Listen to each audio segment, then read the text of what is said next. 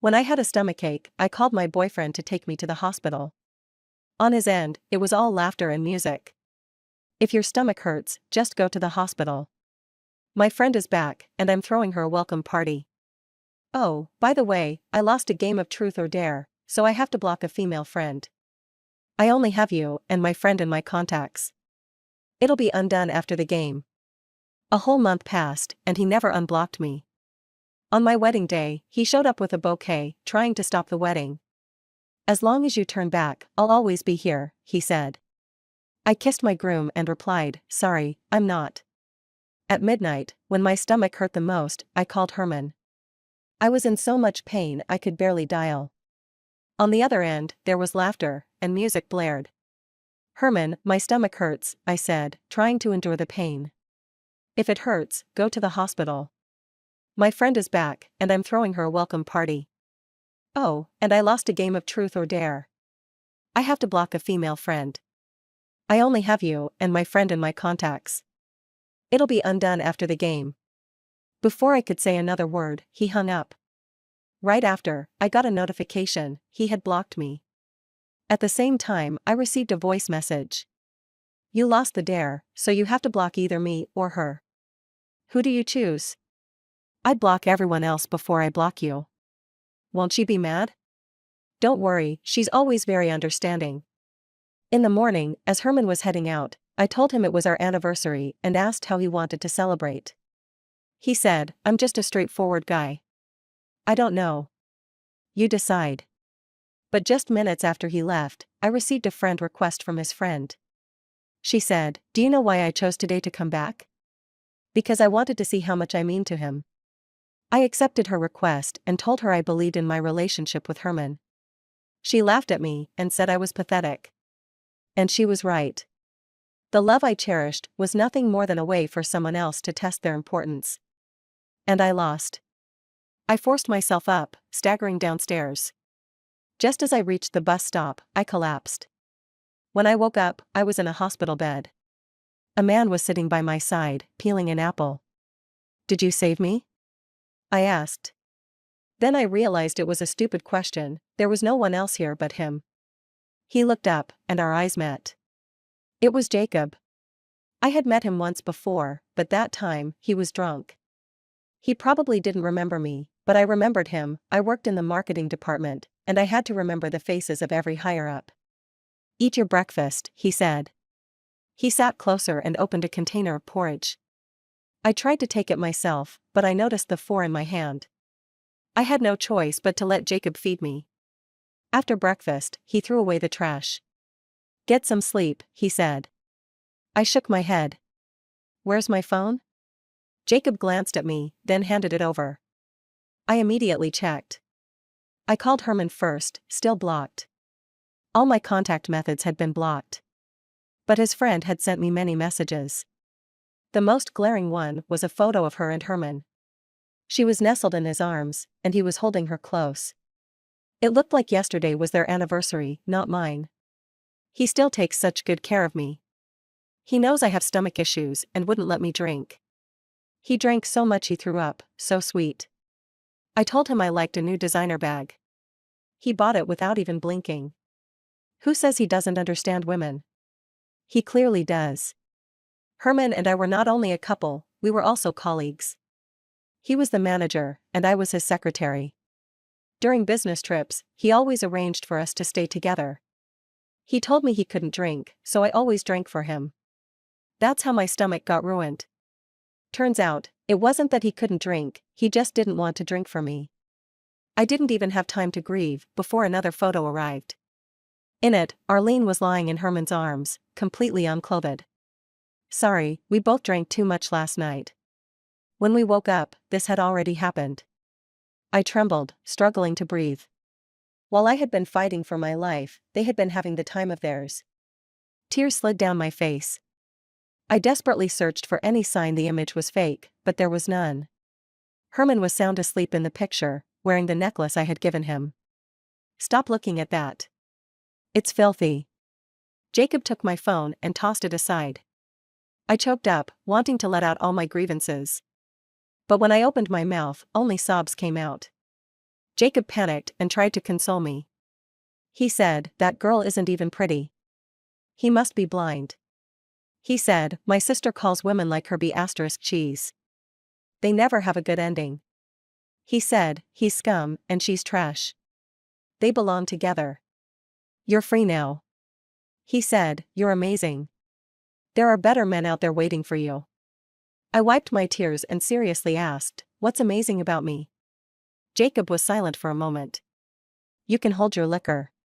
I figured he had never comforted anyone before. I burst into laughter, sniffling as a tear bubbled up. Jacob grabbed a tissue and wiped it off for me. I never thought that the terrifying Jacob, whom everyone in business feared, would be this down-to-earth. Or that he'd wipe my nose for me. I spent the entire day in bed, trying to figure out what I had done wrong. After thinking all day, I came to a conclusion: Herman was just blind. That night, as the doctor changed my work phone rang. Everything else was blocked except for my work contact. I wondered, if it weren't necessary for work, would Herman have blocked that too? I looked at his messages and found them ridiculous. "Herman, Caitlin, I drank too much last night. How are you? Where are you? Is your stomach still hurting? Herman, I was wrong to block you. But you're my girlfriend. You have to understand, I lost the dare. I couldn't back out. Herman, I'm really worried about you. Please reply, okay?" His bombardment gave me a headache. Me, then why don't you unblock me now? Herman, because I said I'd block you for a month. I can't break my word. Me, then contact me after a month. Herman, it's such a small thing. Do you really have to be like this? I blocked him. Of course I did. That night, Jacob came again. He brought food. "I didn't know what you liked, so I bought a little of everything," he said while unpacking. I didn't expect him to come. He had already done enough by bringing me to the hospital. After all, we weren't close. "Thank you," I said, sitting up. I looked at him in confusion. He added, "Just call me Jacob. This isn't business. No need for formalities." I nodded. "Caitlin." "I know," he said. "You're the first person who ever drank me under the table." "I remember." "Then let Jacob win next time," I replied awkwardly. Jacob pointed at my fore. "Get your stomach better first." The next day, a colleague messaged me. Herman had reassigned all my work to the new girl, Arlene. Arlene had asked to transfer me to sales, and Herman had approved it. I wasn't even surprised. Since Arlene made her move, it's clear she wants to take everything that belongs to me. Even though the marketing and sales departments don't have a strict line between them, a transfer means all the effort I put in would go to waste. And then, I got another provocation from Arlene. "I told him I wanted to join your company, and he immediately arranged a position for me. He said we'd been apart for too long, and now he wants us to be closer." Don't be mad, after all, we've known each other since childhood, over 20 years of friendship, and we even. He must feel guilty toward me. I was so tired of her theatrics, I hit the block button. I felt exhausted, just wanting to cut all ties with these two toxic people. I quickly wrote my resignation letter. "What are you planning to do after you resign?" Jacob asked. I joked from my hospital bed, "Do you have a position available at your place?" "We do," Jacob answered seriously. "Are you kidding?" I didn't believe him. Jacob smiled. "My mentor told me about a student named Caitlin, very capable. He emailed her an invitation to study abroad, but she didn't go." It was the first time I really looked at Jacob, and his eyes were full of sincerity. I remembered when I was in college, I wanted to go abroad for further studies. There was a program where as long as your academic papers qualified, you could go. I eagerly sent an email to my favorite professor, but in the end, I never got a reply. The person who showed me the email was Herman. The person who went abroad was Arlene. I snapped back to the present and realized Jacob was wiping the blood from my lips. I had been so worked up that I bit my lip. The next day, I finished the handover at my old company and saw Jacob's car parked downstairs. At the same time, I got a WeChat message from him, "Get in the car, let's talk about your new job." I was about to walk over when someone blocked my path. Since I was just doing the handover, I was dressed casually. Arlene sized me up with a smirk on her face. She probably knew I had resigned by now. Although moving to the sales department puts you farther away from him, resigning like this isn't very smart. He's been too busy with our travels to comfort you. Our big adventure rule is to block someone for a month, so don't hold any illusions. Arlene's face wore a victorious smile. If this were before, I would have argued with her or cried, but now, I just found her childish. Tell him he doesn't need to comfort me. As I said that, I turned to leave, but then stopped and added, by the way, don't worry about me trying to steal him from you. I don't take second-hand goods. I opened Jacob's car door and sat down. As the car drove off, I saw Arlene holding up her phone, the flash going off in the rearview mirror. I knew exactly what she was trying to do, and I was looking forward to it. I officially started working at Jacob's company. The reason? He offered a generous salary. Plus, it didn't matter where I went, with him, I could also return the favor.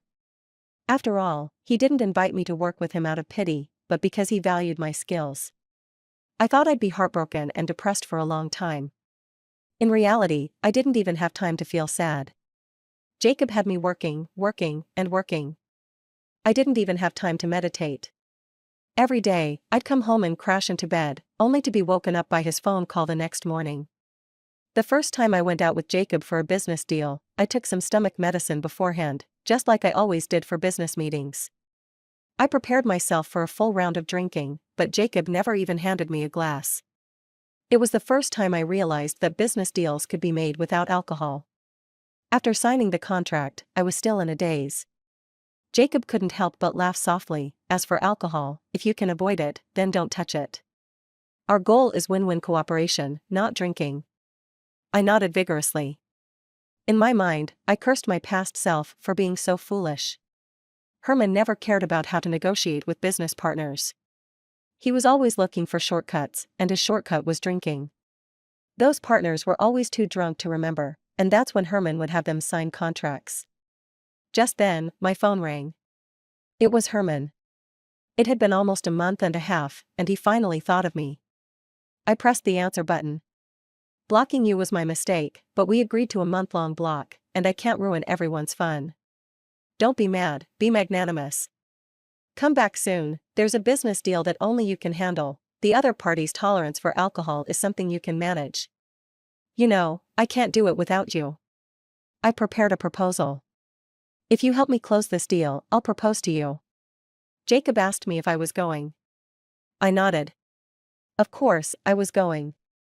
I wanted to see how Herman and Arlene would be the ones who ended up getting humiliated. The next day, I arrived at the meeting place.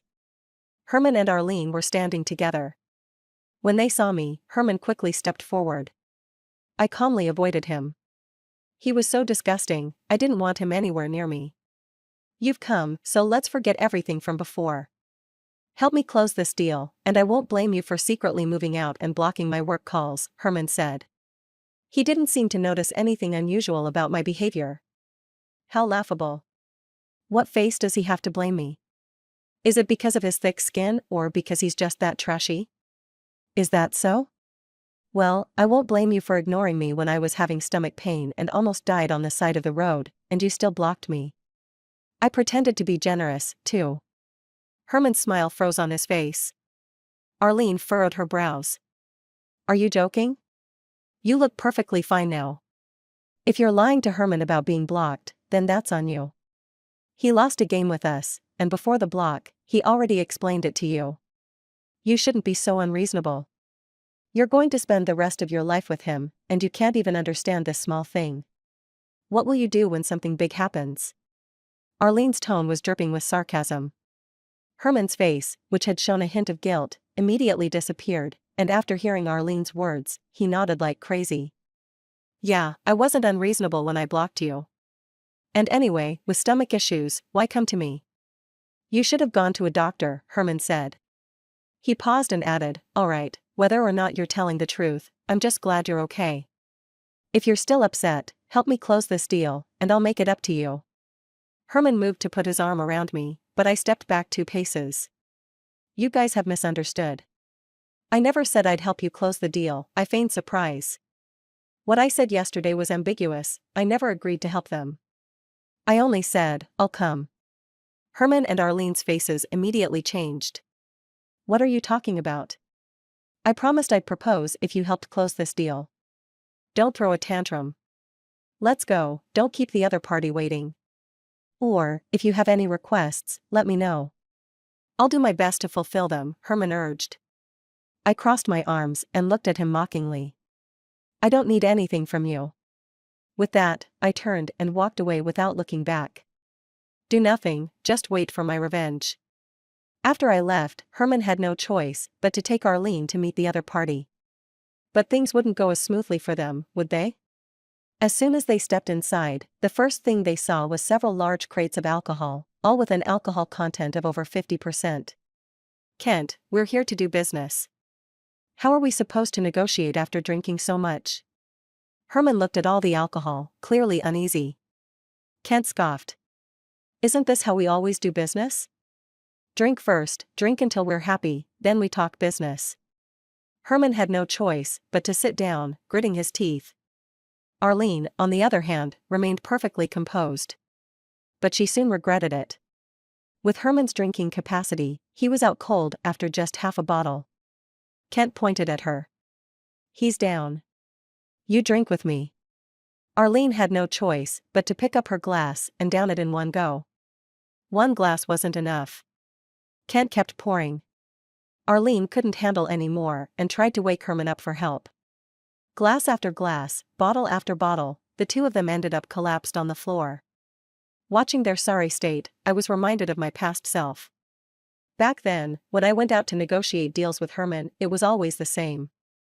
He knew I could hold my liquor, so he never shielded me from drinking. I often drank until I was completely wasted. But he seemed to forget, the only reason I built up my alcohol tolerance was because every time we went out, he never stepped in to help me. He even told me that since I'd be attending a lot of social events with him in the future, I needed to learn how to drink so he wouldn't have to worry about me. And I actually believed him. I drank like crazy to train my tolerance. But now that I've left, it's his turn to build up his own tolerance. When I snapped back to reality, Kent was already standing in front of my table. I quickly shut off the computer monitor and took out the contract I had prepared in advance. Pleasure doing business. Pleasure doing business. We signed our names.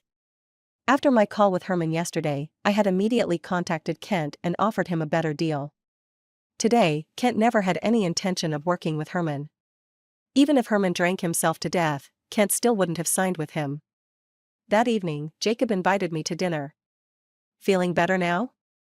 Thank you for giving me so much authority. Otherwise, I wouldn't have been able to make Kent drop Herman and choose me instead. I sincerely thanked him. Save your thanks until you've settled everything, he said. I nodded. The next day, Herman called me again. Bring some hangover medicine. I drank too much yesterday. Are you satisfied now? If you've calmed down, just come back. I won't blame you. I admit I didn't care for you enough before. Herman's tone was as arrogant as ever. I took a moment to curl my hair before replying. Don't you get it yet? We're over, Herman. I'm officially breaking up with you. There was a pause on the other end, then a low chuckle. Enough with the tantrum. I'm giving you an easy way out. Just take it. Come take care of me, and we can go back to how things used to be. I wondered how I had once loved him so much that he felt entitled to treat me like this. Did you forget? When you gave up on studying abroad and fell into a slump, I was the one who stayed by your side. We've been through so much together. Even though you didn't help me secure the deal, I still bought a ring. All right, I'll come over. I interrupted him. I did need to see him, there were things I needed to take back. When I arrived at Herman's place, the whole place was a mess. The coffee table was covered in dust, and the kitchen reeked of mold. I frowned immediately. Back when I was here, I kept everything spotless. I'd deep clean the place every few days, making sure there wasn't a speck of dust. Judging by the state of things, he hadn't cleaned since I left. I pushed open the bedroom door, and the stench of vomit and alcohol hit me like a punch to the face. I gagged, almost retching, before forcing myself to step inside. Herman was lying on the bed, a trash bin beside him reeking with filth. I kicked it aside, the noise making Herman stir and open his eyes slightly. "I knew you'd come." He smirked. I placed the hangover medicine and a glass of water on the nightstand. He lifted his arm slightly, expecting me to help him up. I didn't move. Herman sighed and propped himself up on his own. "Heartless," he muttered before taking the medicine and drinking some water. I rolled my eyes internally. "Do you even realize how disgusting you are right now? I need to use your computer for something," I said. Herman nodded. "It's in the usual place." "Go ahead." "I'm hungry, make me dinner when you're done." I didn't respond and went to find his computer. Herman probably thought I was just sulking. If it weren't for needing an excuse to come here and retrieve evidence, I wouldn't have even brought him medicine. Make him dinner? In his dreams. It didn't take long to find what I was looking for in Herman's emails. A chat record from 3 years ago. The email that should have been mine, Herman had forwarded it to Arlene. And there it was, my old email account from 3 years ago. I remembered how, back then, I never received my professor's invitation letter. I had been devastated and depressed for a long time. Herman had stayed by my side, comforting me. Later, when everyone started job hunting, Herman encouraged me to do the same. At the same time, my email account had been hacked. No matter what I did, I couldn't recover it. Herman had consoled me briefly before helping me register a new one. Snapping out of my thoughts, I realized my hands were trembling with anger. I quickly took photos as evidence and shut down the computer. Before leaving, I took all the food from the fridge and tossed it in the trash. Let him starve. He deserved it. Holding the evidence in my hands, I couldn't suppress my excitement. A car pulled up in front of me. Jacob had come to pick me up. "I want to go to the police," I said. Jacob shook his head. "Not yet. Herman and Arlene have put you through hell. If we only get them arrested, they'll suffer physically, but their souls won't. We need to strike where it really hurts." The look in his eyes was completely different from his usual gentle demeanor. "You seem to hate Herman more than I do," I mused. "But I'm the one who suffered." At a red light, Jacob turned his head slightly and looked at me. He said, "He took away the one thing I treasured most." Herman's sudden phone call interrupted our conversation. "Where the hell did you go? You didn't make me dinner." There was a mix of anger and grievance in his voice. I couldn't help but laugh. "I told you, we broke up. Why would I cook for you?" With that, I hung up. There was no point wasting words on a self-absorbed jerk like him. But even after I hung up, he kept calling again and again, the incessant ringing giving me a headache. In the end, I blocked his number. I already had the evidence I needed, there was no reason to keep entangling myself with him. Rumors about me started circulating at my old company over the past couple of days. I only found out through former colleagues. Arlene accidentally posted a photo on Instagram. It was the moment I was sitting in Jacob's car that day. Just as the gossip about me sleeping with an older man reached its peak, Herman called me. I had already blocked his previous number, so this was a new one. "Caitlin, there's a limit to how long you can stay mad. If you really slept with that old man, there's no going back for us." "We already can't go back," I said. "That night during Truth or Dare, where were you? Who were you with?" Herman hesitated for a moment. "I was home alone that night." I let out a soft scoff. "Do you really think I don't know anything? Well, I suppose you never understood girls, so of course, you wouldn't know the kind of tricks we play." "What do you mean?" he asked. "Exactly what I said," I replied. After I hung up the phone, I sat at my desk and rubbed my temples hard. I just want these annoying things to end quickly. I don't want to see Arlene bouncing around in front of me anymore. Right when I was in the middle of a headache, someone knocked on my door. It turned out that one of the products we sold was being questioned by a customer, and they came to cause a scene. I quickly put aside my personal matters and went to handle it. The customer was extremely upset, and several people had already tried to calm her down, but she wasn't listening. "We'll have our after-sales team handle the issue with the product you purchased. Please be patient, and they'll give you a satisfactory response." I stepped forward to try and calm the customer down. But the customer's relative was so agitated that they picked up the ashtray on the coffee table and threw it at me.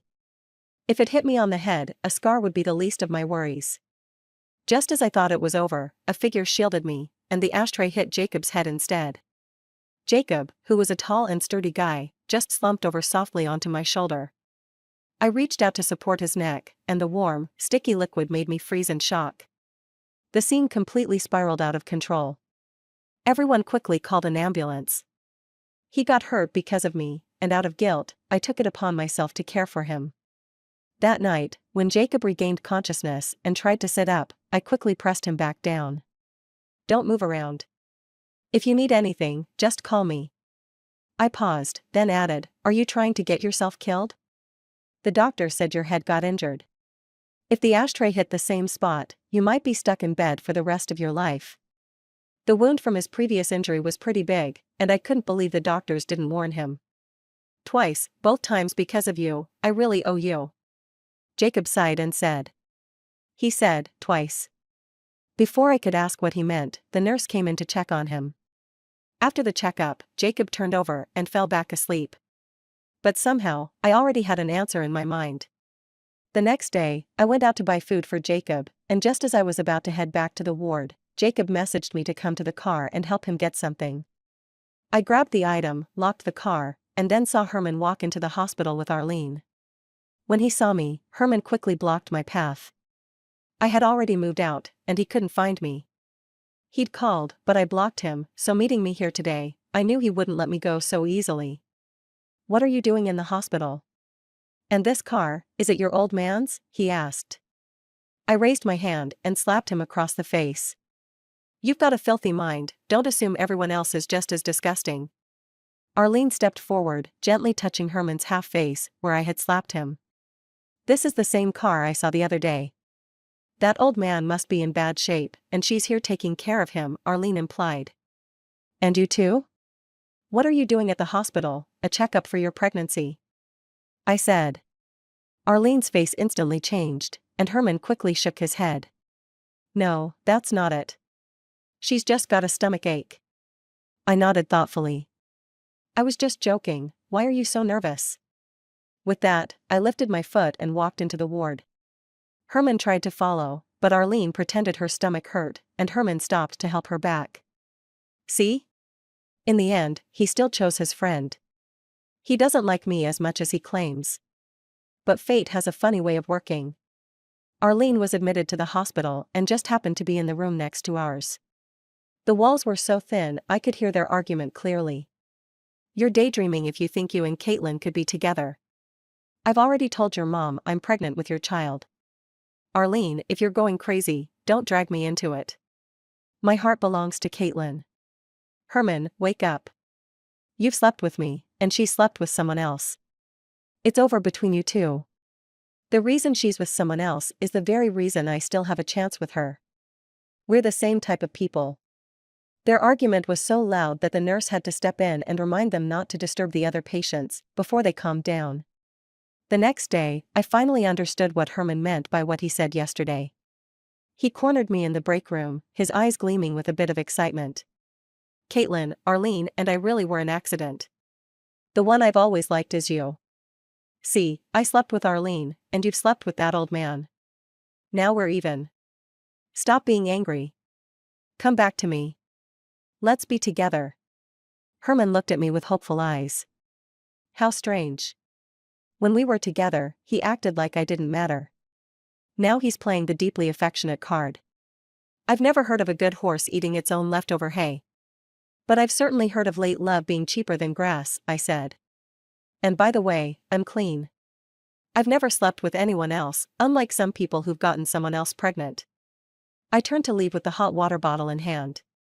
Herman staggered, barely catching himself on the water cooler to avoid falling.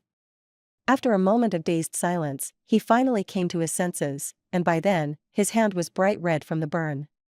On my way back, I ran into Arlene in the hallway. She looked at me, gently touching her stomach, her face full of pride and smugness. I didn't understand what there was to be proud of about carrying the child of a scumbag. I'm pregnant with his child. If you still want to fight me for him, it's pointless, she said. I'd been abroad for my studies. With my background, his parents would be happy to have me as their daughter-in-law. Arlene threatened me with her words. I stopped and looked at her. Well, let me say one thing, stolen things always have to be returned sooner or later. I clenched my fists tightly. I wanted to call the police and have them arrested right now, but Jacob told me to wait, so I'll wait. Arlene clearly flinched. I turned and stepped into the ward. I made myself a cup of tea and sat by the window, resting my chin in my hand, comfortably watching the leaves outside swaying in the breeze.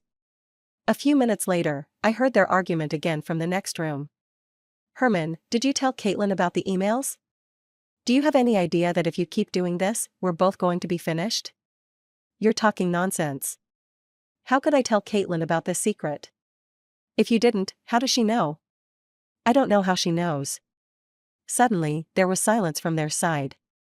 Then the door to our ward opened. Herman and Arlene looked stunned. Ever since they moved next door, Jacob and I had lowered our voices so they wouldn't hear us. But now, they were realizing that the soundproofing wasn't good. Herman never told me. It's you who just said it to me. At the same time, I opened the voice recording on my phone, and their argument echoed throughout the room. Herman's legs gave out, and he collapsed to the ground. His face showed fear and regret. He crawled toward me, his expression full of pleading. Listen to me. I just liked you so much. I thought if you went abroad, you wouldn't be with me when you came back. Then Arlene said she had a way to stop you from leaving, so that's when everything happened. Caitlin, I really just love you too much. Herman grabbed my legs, and I instinctively kicked him away. He got back up and crawled toward me again. I really just love you so much. Please don't leave me. Let's get married. I'll spend the rest of my life making it up to you. Herman pulled a ring box from his jacket pocket. I already bought this. I was going to give it to you on our anniversary, but this woman made me give her a proper welcome first. I was wrong. I was completely wrong. Herman knelt on the ground, slapping himself hard. Arlene pulled Herman aside. You're crazy. Why are you proposing to her? The woman who's carrying your child is me. I'm the one you should be proposing to. Herman pushed Arlene away with force. You lunatic, how dare you show up in front of me? You ruined my love life. Don't think I don't know. You secretly sent Caitlin pictures of our bed. You asked me to pick you up from the airport, and I did. You asked me to block Caitlin, and I did that too, all so you could keep our secret safe. Why couldn't you just leave things alone and not destroy my happiness? They were really yelling at each other.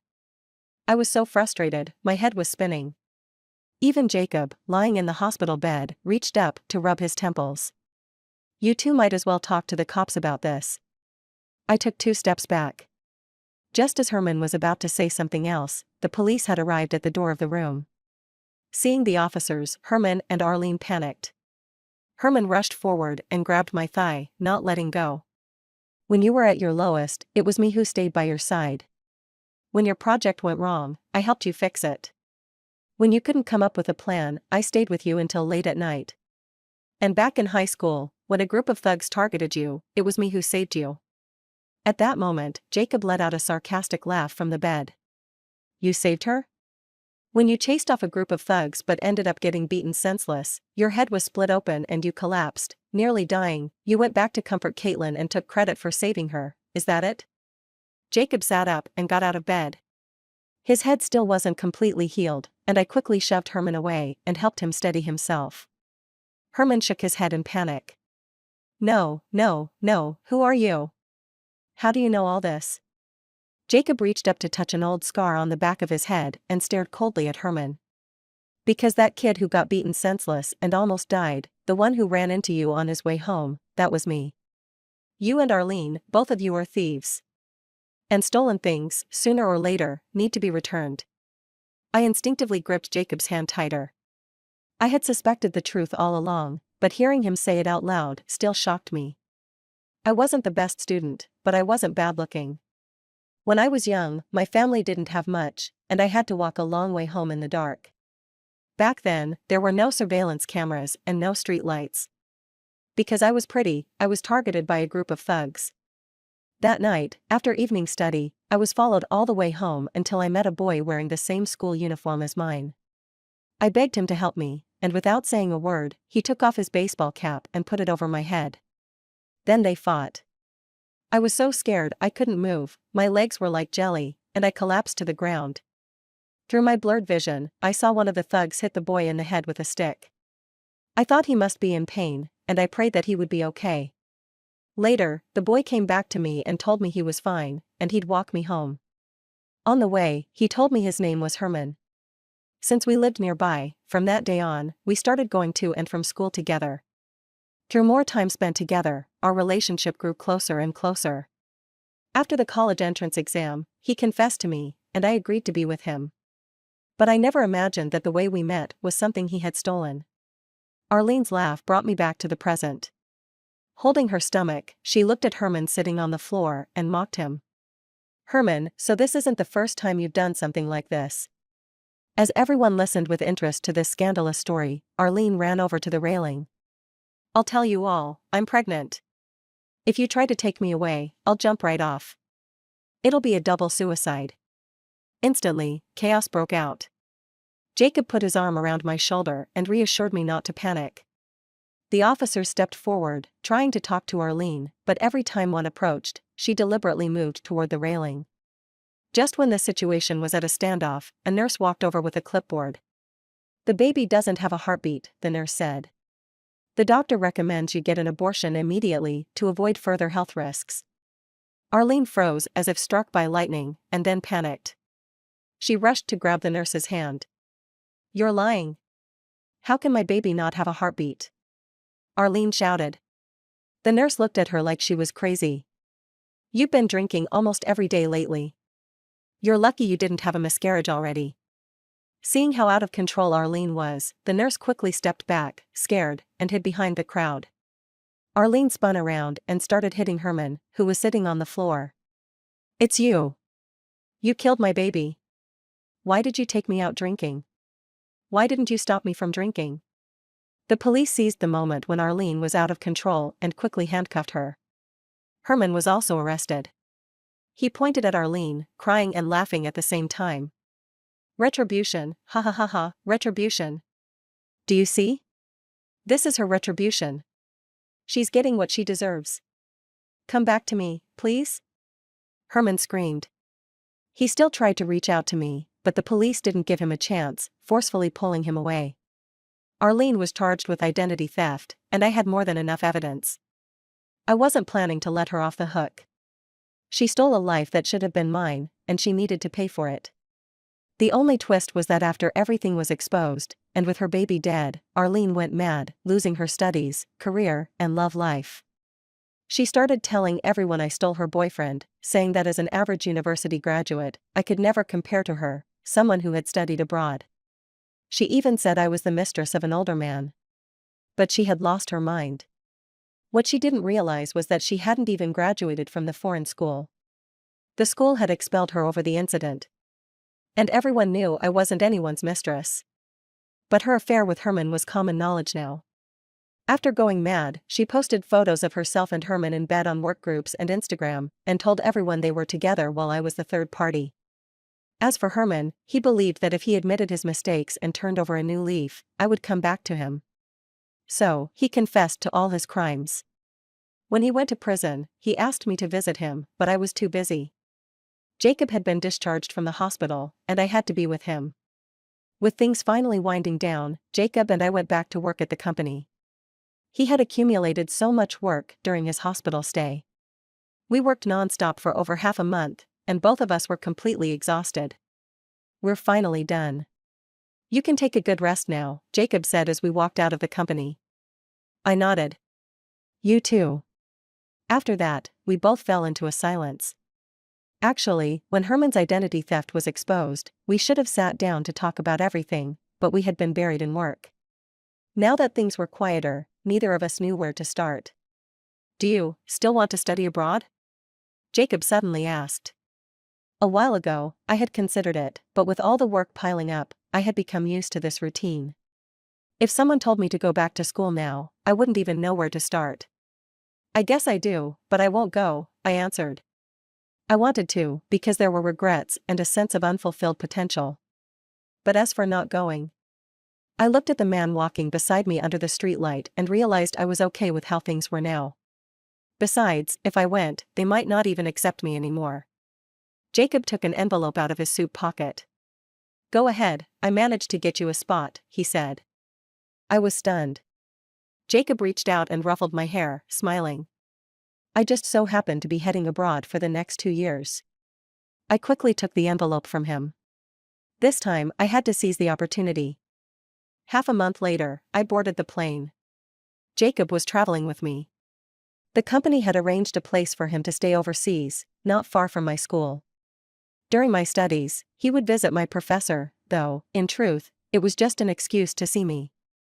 On holidays, he took me to the beach for vacations. One day, he held a bouquet of flowers in front of me and confessed his love.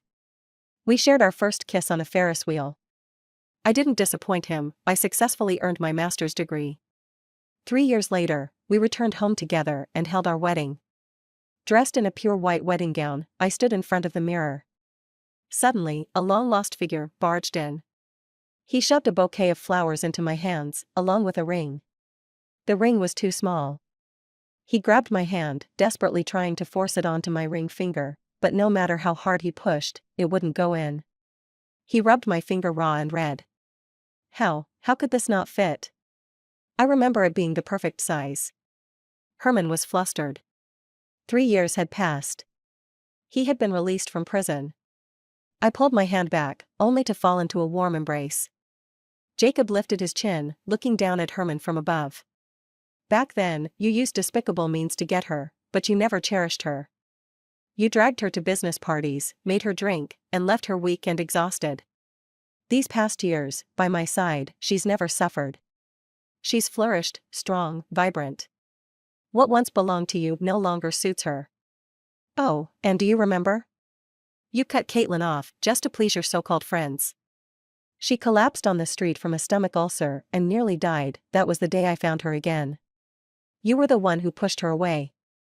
Don't come crawling back now, groveling at her feet." Herman clutched his head in regret. "Caitlin.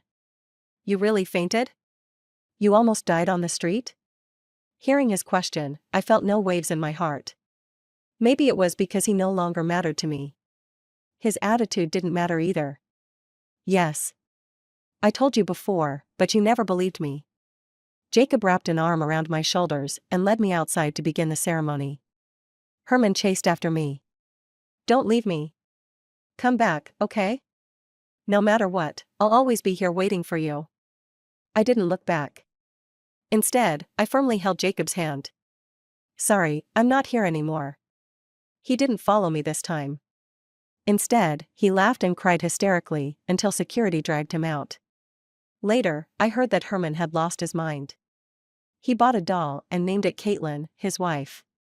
He even planned to marry it. The ring he never got to put on my finger, he slipped it onto the doll's hand. One day, we happened to pass each other on the street. He dropped the doll. The ring rolled into traffic. He chased after Jacob and me, running after our car. But no matter how fast a person runs, they can never catch up to a moving car. Just like leaves can never catch up to the wind. He would never catch me again. The end.